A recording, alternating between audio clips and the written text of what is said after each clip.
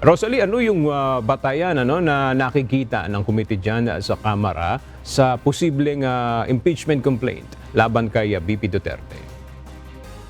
Aga, naniniwala si Manila Representative Joel Chua, chairperson ng House Committee on Good Government and Public Accountability, na meron ng dalawang potential grounds para sa isang impeachment complaint laban kay Vice President Sara Duterte kaugnay ng umano'y maling paggamit ng confidential funds nito noong 2022 at 2023. Ito ay ang graft and corruption at ang betrayal of public trust o pagsira sa tiwala ng publiko, lalo na kung hindi anya maipaliliwanag ng maayos ng pangalawang Pangulo kung saan ginamit yung mga bilyong pisong halaga ng pondong ito.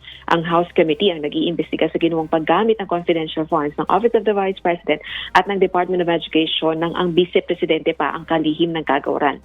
Partikular na yung 125 million pesos ng OVP noong 2022 na ginamit lamang sa loob ng 11 araw. Gayun din yung unaccounted for o hindi alam kung saan ginamit na 15 million pesos na halaga ng confidential funds naman ng Department of Education noong 2023. Posible namang ipagpatuloy ang pagdinig ng House panel sa Nobyembre sa pagbabalik sesyon ng Kamara. Balik sa iyo, Aga. Maraming salamat, Rosalie Coz.